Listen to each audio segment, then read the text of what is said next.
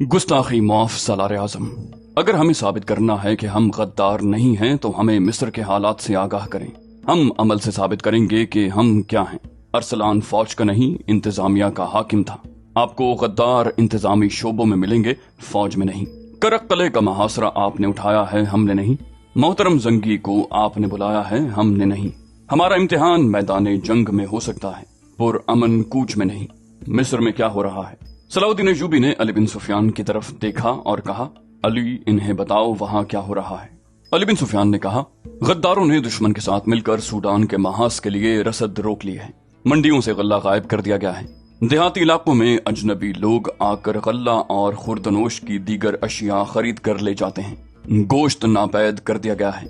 रसद अगर भेजी जाती है तो दानिस्ता ताखीर की जाती है। यूं भी हुआ है कि रसद भेज कर दुश्मन को इत्तला दे दी गई और दुश्मन ने रसद के काफिले को रास्ते में रोक लिया।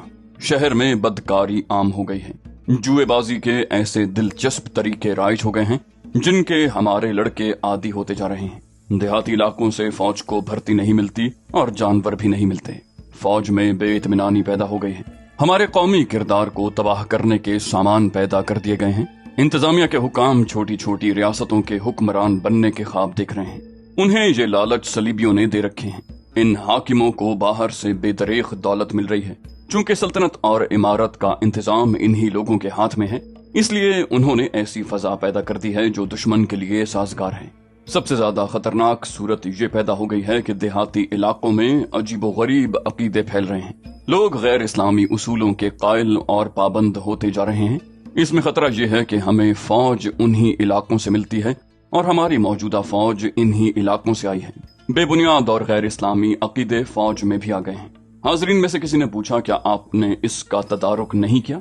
अली बिन सुफियान ने कहा, जी हाँ, मेरा तमाम तर शोबा मुजरिमों के सुराग लगाने और उन्हें पकड़ने में मसरूफ है। मैंने अपने जासूस और मुखबर देहाती इलाकों में भी फैला रखे हैं, मगर दुश्मन की तखरीबकारी इतनी ज्यादा बढ़ गई है कि उसके आदमियों को पकड़ना मुश्किल हो गया है। मुश्किल यह है कि हमारे मुसलमान भाई दुश्मन के जासूसों और तखरीबकारों को पनाह और तहफ्फुज देते हैं। क्या आप ये सुनकर हैरान नहीं होंगे कि देहाती इलाकों की बाज मस्जिदों के इमाम भी दुश्मन की तखरीबकारी में शामिल हो गए हैं। सुल्तान सलाउद्दीन अय्यूबी ने कहा, यह तो नहीं हो सकता कि मैं इंतजामिया फौज के सुपुर्द कर दूं। फौज जिस मकसद के लिए तैयार की गई है, ये उसी की तकमील का फर्ज अदा करती रहे तो सल्तनत के लिए भी बेहतर होता है और फौज के लिए भी। जिस तरह एक कोतवाल सालार नहीं बन सकता, उसी तरह कोई सालार कोतवाल के फराइज सरंजाम नहीं दे सकता। अलबत्ता हर सालार को ये जरूर मालूम होना चाहिए कि कोतवाल क्या कर रहे हैं। हर सालार को बाखबर रहना चाहिए कि इंतजामिया क्या कर रही है। क्या वाकई फराइज में कोताही तो नहीं हो रही? मेरे रफीको, हमें खुदा ने तारीख की सबसे ज्यादा कड़ी आजमाइश में डाल दिया है। मिस्र के हालात आपने सुन लिए हैं। सूडान का हमला नाकाम हो गया है। तकीउद्दीन अपनी गलतियों की बदौलत सूडान के सहरा में फंस कर रह गया है। उसकी फौज छोटी छोटी टोलियों में बिखर गई है। उसकी पसपाई भी मुमकिन नजर नहीं आती। मैं कह नहीं सकता कि मोहतरम जंगी करक फतह कर लेंगे या नहीं, लेकिन इसे भी मैं अपनी नाकामी कहता हूँ। आप इंतहाई मुश्किल हालात में भी मैदान जंग में दुश्मन को शिकस्त दे सकते हैं, मगर दुश्मन ने जिस महाज पर हमला किया है उस पर दुश्मन को शिकस्त देना आपके लिए बज़ाहिर आसान नजर नहीं आता। आप तेगजन हैं, सहराओं का सीना चीर सकते हैं, मगर मुझे खतरा नजर आ रहा है कि सलीबियों के इस महाज पर आप हथियार डाल देंगे। हाजरीन में चंद एक जोशीली और पुरअज़्म आवाजें सुनाई दी। सुल्तान अय्यूबी ने कहा, इस वक्त जो फौज मिस्र में है, वो जब शोबक और करक के महाज से मिस्र गई थी तो उसके कमांडारों और ओहदेदारों का जज्बा बिल्कुल ऐसा ही था जैसा आपका है। मगर काहिरा पहुंचकर जब उन्होंने दुश्मन के सब्ज बाग देखे तो बगावत के लिए तैयार हो गए। अब उस फौज की कैफियत यह है कि आप उस पर भरोसा नहीं कर सकते। एक सालार ने कहा, हम ऐसे एक एक कमांडार और ओहदेदार को कत्ल करके दम लेंगे। एक और ने कहा, हम सबसे पहले अपनी सफों को गद्दारों से पाक करेंगे। एक बूढ़े नायब सालार ने कहा, अगर मेरा बेटा सलीबियों का दोस्त निकला तो मैं अपनी तलवार से उसका सर काट कर आपके कदमों में रख दूंगा। सुल्तान अय्यूबी ने कहा, मैं इस किस्म की जोशीली और जज्बाती बातों का कायल नहीं। हाजरीन का जोश गजबनाक हो गया। ये वो लोग थे जो सुल्तान अय्यूबी के सामने बात करने से डरा करते थे, मगर अब ये सुनकर के उनकी फौज की वो नफरी जो मिस्र में है, दुश्मन की तखरीबकारी का शिकार होकर अपनी सल्तनत के खिलाफ बगावत पर उतर आई है, तो वो लोग आग बगूला हो गए। एक ने सुल्तान अय्यूबी को यहाँ तक कह दिया, आप हमें हमेशा तहम्मुल से सोचने और बुर्दबारी से अमल करने की तलकीन करते हैं, मगर बास हालात ऐसे होते हैं जिन्हें तहम्मुल और बुर्दबारी और ज्यादा बिगाड़ देती है। हमें इजाजत दें कि काहिरा तक हम एक भी पड़ाव न करें। हम आराम और खुराक के बगैर मुतवातिर सफर करेंगे। हम इस फौज को निहत्ता करके कैद कर लेंगे। सलाहुद्दीन अय्यूबी के लिए इन हुक्काम पर काबू पाना मुहाल हो गया। उसने कुछ और बातें कह सुनकर मजलिस बर्खास्त कर दी। अल सुबह फौज ने कूच किया। ये कूच तरतीब से हो रहा था। सुल्तान अय्यूबी अपने अमले के साथ अलग थलग जा रहा था। उसने देखा कि अली बिन सुफियान उसके साथ नहीं था। शाम तक फौज को 2 मरतबा कुछ देर के लिए रोका गया। शाम गहरी होने के बाद भी फौज चलती रही। रात का पहला पहर खत्म हो रहा था जब सुल्तान अय्यूबी ने रात के कयाम के लिए फौज को रोका। सुल्तान खाने से फारिग हुआ तो अली बिन सुफियान आ गया। सुल्तान अय्यूबी ने पूछा, सारा दिन कहाँ रहे अली? अली बिन सुफियान ने जवाब दिया, गुज़श्ता रात मेरे दिल में एक शक पैदा हो गया था। उसकी तस्दीक या तरदीद के लिए सारा दिन फौज में घूमता फिरता रहा। अय्यूबी ने पूछा, कैसा शक? अली बिन सुफियान ने कहा, आपने रात देखा नहीं था कि तमाम सालार, कमानदार और ओहदेदार किस तरह उस फौज के खिलाफ भड़क उठे थे जो मिस्र में है। मुझे शक होने लगा था कि ये अपने अपने दस्तों को भी इसी तरह भड़काएंगे, और मेरा शक सही साबित हुआ। उन्होंने तमाम तर फौज को मिस्र की फौज के मुताल्लिक ऐसी बातें बताई हैं कि तमाम फौज इंतकामी जज्बे से मुश्तइल हो गई है। मैंने सिपाहियों को ये कहते सुना है कि हम महाजों पर जख्मी और शहीद होते हैं और हमारे ही साथी काहिरा में ऐश करते और इस्लामी परचम के खिलाफ अलम बगावत बुलंद करना चाहते हैं। हम जाते ही उन्हें खत्म करेंगे, फिर सूडान में फंसी हुई फौज की मदद को पहुंचेंगे। काबिल सद एहतराम अमीर, अगर हमने कोई पेशबंदी न की तो काहिरा में पहुंचते ही खाना जंगी शुरू हो जाएगी। हमारी ये फौज इंतकामी जज्बे के जेरे असर है और हमारी मिस्र वाली फौज पहले ही बगावत के बहाने ढूंढ रही है। सुल्तान अय्यूबी ने कहा, मुझे इस पर तो खुशी है कि मुसलसल मार्कों की थकी हुई इस फौज में ये जज्बा पैदा हो गया है, मगर हमारा दुश्मन यही चाहता है कि हमारी फौज 2 हिस्सों में बंटकर आपस में टकरा जाए। वो गहरी सोच में पड़ गया, फिर कहने लगा, जब हम काहिरा से खासा दूर होंगे तो मैं जिम्मेदार और ज़हीन कासिद भेजकर मिस्र वाली फौज को किसी दूसरे रास्ते से करक की समत कूच का हुक्म दे दूंगा। शायद मैं खुद आगे चला जाऊं और उस फौज को कूच करवा दूं, ताकि ये फौज जो हमारे साथ है जब वहां पहुंचे तो वहां उसे उस फौज का कोई सिपाही नजर न आए। तुमने अच्छा किया अली, मेरी तवज्जो उधर नहीं गई थी।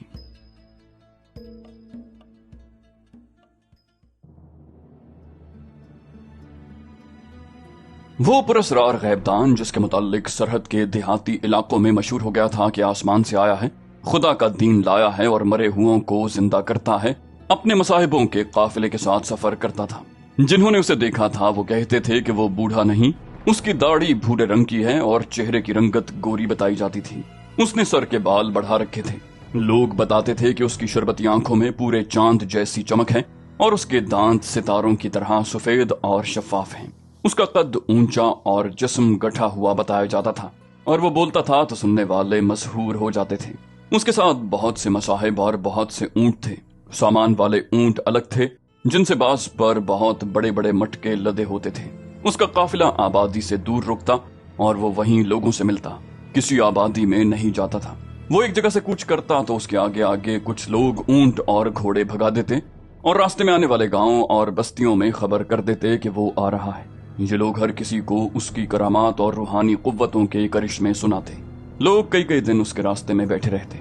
जिस रात अली बिन सुफियान सलाहुद्दीन अय्यूबी को बता रहा था कि महाज से काहिरा को जाने वाली फौज मिस्र में मुकीम फौज के खिलाफ मुश्तइल हो गई है, उस रात वो गैबदान काहिरा से बहुत दूर एक नखलिस्तान में खैमजन हुआ। उसका एक उसूल ये था कि चांदनी रातों में किसी से नहीं मिलता था, दिन के दौरान किसी के साथ बात न करता। अंधेरी रातें उसे पसंद थीं।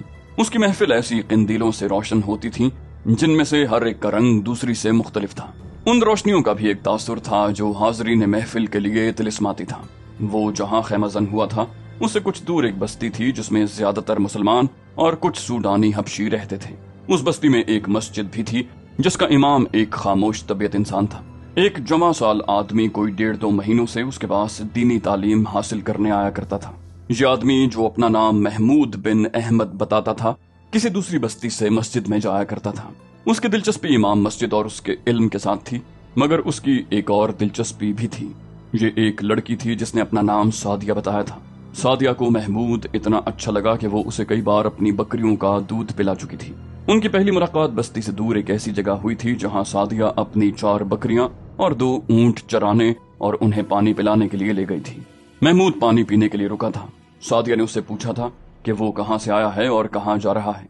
محمود نے کہا تھا کہ نہ کہیں سے آ رہا ہوں نہ کہیں جا رہا ہوں۔ سعدیہ سادگی سے ہنس پڑی۔ جواب ہی کچھ ایسا تھا۔ سعدیہ نے محمود سے قدرتی سے سوال کیا، مسلم سوڈانی؟ محمود نے جب جواب دیا کہ وہ مسلمان ہے تو سعدیہ کے ہونٹوں پر مسکراہٹ آ گئی۔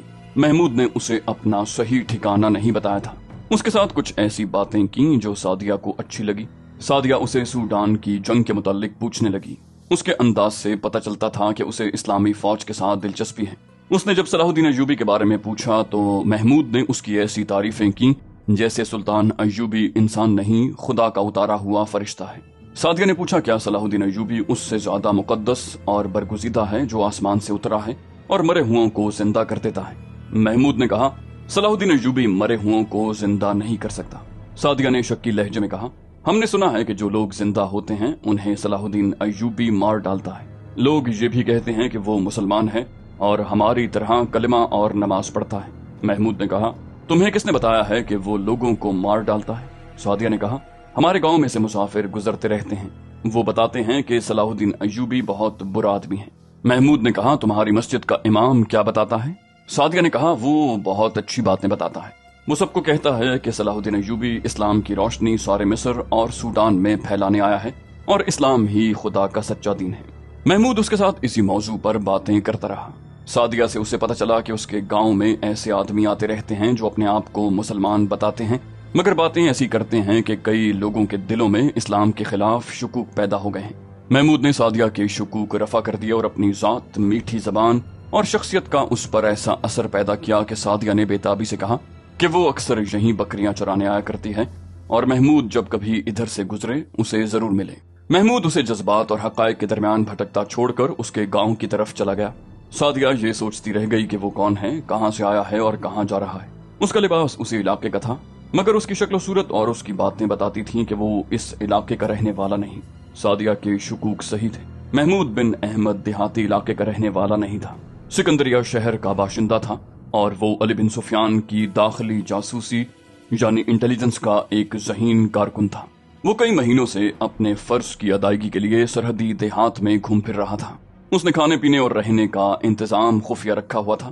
اس کے ساتھ چند اور جاسوس بھی تھے جو اس علاقے میں پھیلے ہوئے تھے۔ وہ کبھی کبھی اکٹھے ہوتے اور ان کے جو مشاہدات ہوتے تھے وہ اپنے کسی ایک ساتھی کے سپرد کر کے اسے قاہرہ بھیج دیتے۔ اس طرح علی بن سفیان کے شعبے کو پتہ چلتا رہتا تھا کہ سرحدی علاقے میں کیا ہو رہا ہے۔ محمود بن احمد کو سعدیہ مل گئی تو اس نے اس لڑکی کے ساتھ بھی ایسی باتیں کی جن سے اسے گاؤں اور گرد و پیش کے علاقے کے لوگوں کے خیالات کا علم ہو سکتا تھا۔ اس نے سعدیہ کے گاؤں کی مسجد کے امام کے متعلق خاص طور پر پوچھا۔ وجہ یہ تھی کہ 2 گاؤں میں اس نے ایسے امام مسجد دیکھے تھے جو مشکوک سے لگتے تھے۔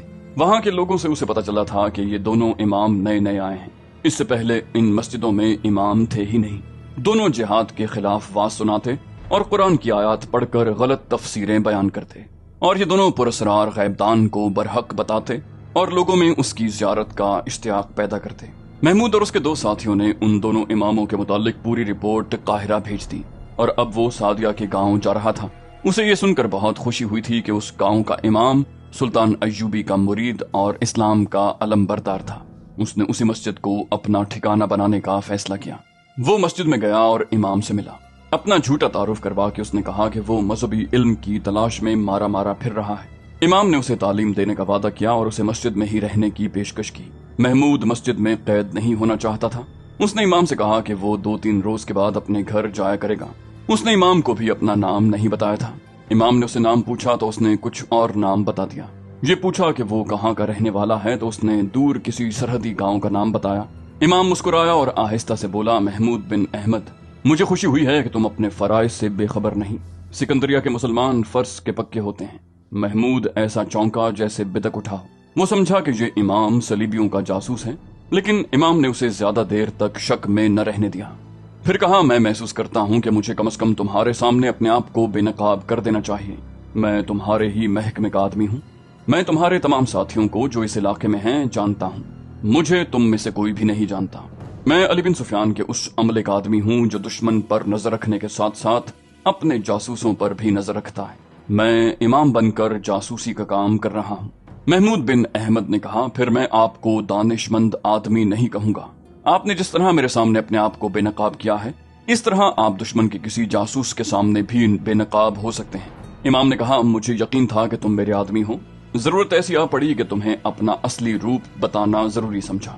میرے ساتھ 2 محافظ ہیں جو یہاں کے باشندوں کے بہروپ میں گاؤں میں موجود رہتے ہیں، مجھے زیادہ آدمیوں کی ضرورت ہے۔ اچھا ہوا کہ تم آ گئے۔ اس گاؤں میں دشمن کے تخریب کار آ رہے ہیں۔ تم نے اس آدمی کے متعلق سنا ہوگا جس کے متعلق مشہور ہو گیا ہے کہ وہ مستقبل کے اندھیروں کی خبر دیتا ہے اور مرے ہوں کو زندہ کرتا ہے۔ یہ گاؤں بھی اس کی اندیکھی کرامات کی زد میں آ گیا ہے۔ میں نے گاؤں والوں کو شروع میں بتایا تھا کہ یہ سب جھوٹ ہے اور لاشوں میں کوئی انسان جان نہیں ڈال سکتا، مگر اس کی شہرت کا جادو اتنا سخت ہے کہ لوگ میرے خلاف ہونے لگے۔ میں سنبھل گیا کیونکہ میں اس مسجد سے نکلنا نہیں چاہتا۔ مجھے ایک اڈے اور ٹھکانے کی ضرورت ہے۔ یہاں کے گمراہ کیے ہوئے لوگوں کو اسلام کا سیدھا راستہ بھی دکھانا ہے۔ 15-20 روز گزرے، رات کو 2 آدمی میرے پاس آئے۔ میں اکیلا تھا، ان دونوں کے چہروں پر نقاب تھے۔ انہوں نے مجھے دھمکی دی کہ میں یہاں سے چلا جاؤں۔ میں نے انہیں کہا کہ میرا اور کوئی ٹھکانہ نہیں۔ انہوں نے کہا کہ اگر یہاں رہنا چاہتے ہو تو درس بند کر دو اور اس کی باتیں کرو جو آسمان سے آیا ہے اور خدا کا سچا مذہب لایا ہے۔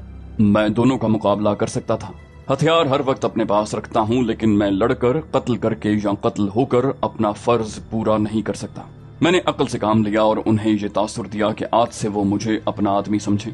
انہوں نے کہا کہ اگر وہ ان کی باتوں پر عمل کرے گا تو اسے ایک انعام یہ ملے گا کہ اسے قتل نہیں کیا جائے گا، اور دوسرا یہ کہ اسے اشرفیاں دی جائیں گی۔ محمود نے پوچھا پھر آپ نے اپنے واعظ اور خطبے کا رنگ بدل دیا؟ امام نے کہا کسی حد تک۔ میں اب دونوں قسم کی باتیں کرتا ہوں، مجھے اشرفیوں کی نہیں اپنی جان کی ضرورت ہے۔ میں اپنا فرض ادا کیے بغیر مرنا نہیں چاہتا۔ میں گاؤں سے باہر جا کر تمہیں یا تمہارے کسی ساتھی کو ڈھونڈنا بھی نہیں چاہتا، کیونکہ اس کی جان بھی خطرے میں پڑ جاتی۔ خدا نے خود ہی تمہیں میرے پاس بھیج دیا۔ میرے محافظ اس رات میرے پاس نہیں تھے، اب تم ہی میرے ساتھ رہو۔ تم میرے شاگرد کی حیثیت سے میرے ساتھ رہو گے۔ تم سیدھی سادھی گنواروں کی سی باتیں کیا کرنا۔ گاؤں میں 4-5 آدمی ایسے ہیں جو ہمارا ساتھ دے سکتے ہیں۔ اگر ہمیں قریب کوئی سرحدی دستہ مل جائے تو ہمارا مقصد پورا ہو سکتا ہے، مگر ہمارے سرحدی دستوں کے کسی کماندار پر بھروسہ کرنا بڑا خطرناک ہے۔ دشمن نے اشرفیوں اور عورتوں سے انہیں اپنے ساتھ ملا لیا ہے۔ وہ تنخواہ ہمارے خزانے سے لیتے ہیں اور کام دشمن کا کرتے ہیں۔ محمود بن احمد اس کے پاس رک گیا۔ اسی روز امام نے اسے اپنے دونوں محافظوں سے ملا دیا۔ شام کو جب سعدیہ مسجد میں امام کے لیے کھانا لے کر آئی تو محمود کو دیکھ کر ٹھٹک گئی اور مسکرائی۔ محمود نے پوچھا میرے لیے کھانا نہیں لاؤ گی؟ سعدیہ کھانا امام کے حجرے میں رکھ کر دوڑی اور روٹی کے ساتھ ایک پیالے میں بکریوں کا دودھ بھی لے آئی۔ وہ چلی گئی تو امام نے محمود سے کہا یہ اس علاقے کی سب سے زیادہ خوبصورت لڑکی ہے، ذہین بھی ہے اور کم عمر بھی، اس کا سودا ہو رہا ہے۔ محمود نے پوچھا سودا یا شادی؟ امام نے کہا سودا۔ تم جانتے ہو کہ ان لوگوں کی شادی دراصل سودا ہوتا ہے، مگر سعدیہ کا سیدھا سودا ہو رہا ہے۔ ہمیں اس کے متعلق پریشان نہیں ہونا چاہیے تھا، لیکن خریدار مشکوک لوگ ہیں، وہ یہاں کے رہنے والے نہیں۔ یہ وہی لوگ معلوم ہوتے ہیں جو مجھے دھمکی دے گئے ہیں۔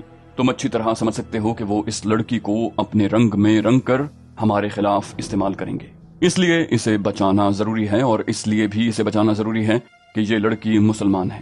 ہمیں سلطنت کے ساتھ ساتھ سلطنت کی بچیوں کی عصمت کی حفاظت بھی کرنی ہے۔ مجھے امید ہے کہ یہ سودا نہیں ہو سکے گا۔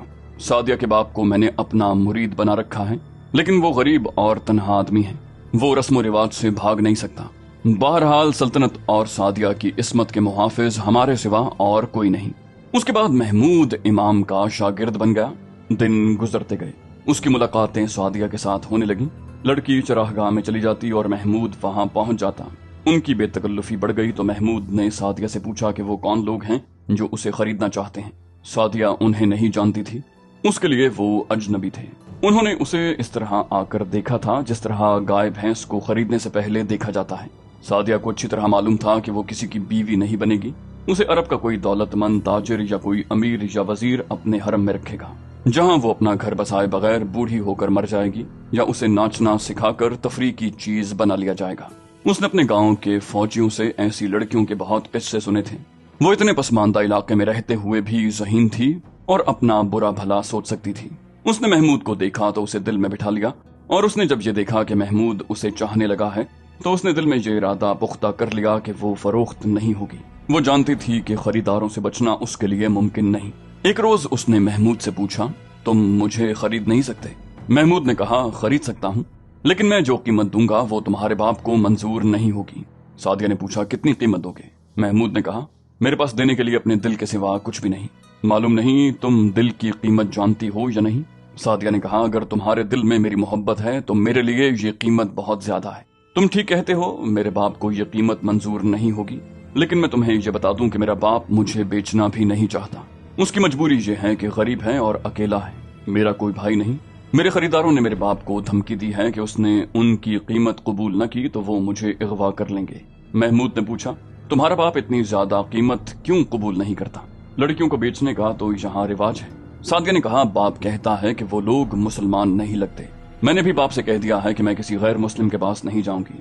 उसने बेताब होकर कहा, तुम अगर मुझे अपने साथ ले जाने के लिए तैयार हो जाओ तो मैं अभी तुम्हारे साथ चल पड़ूं। महमूद ने कहा, मैं तैयार हूँ। सादिया ने कहा, तो चलो, आज ही रात चलो। महमूद के मुंह से निकल गया, नहीं, मैं अपना फर्ज पूरा किए बगैर कहीं भी नहीं जा सकता। सादिया ने पूछा, कैसा फर्ज? महमूद बिन अहमद चौंका। वो सादिया को नहीं बता सकता था कि उसका फर्ज क्या है।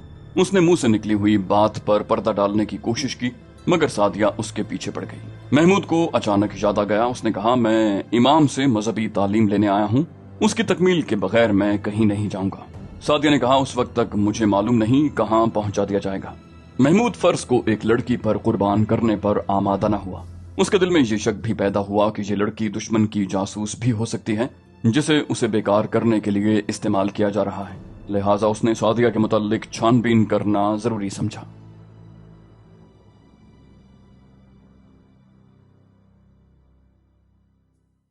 तो दोस्तों, ये थी हमारी आज की एपिसोड। उम्मीद करते हैं आपको हमारी एपिसोड पसंद आई होगी। जाने से पहले इस वीडियो को लाइक, शेयर और कमेंट करना मत भूलिए। और अगर आप हमारे चैनल पर नए हैं तो इसे सब्सक्राइब कीजिए और बेल आइकन पर क्लिक कीजिए ताकि आपको तमाम वीडियोस फौरन मिलती रहें। अगली वीडियो तक के लिए अपना ख्याल रखिए। अल्लाह हाफिज।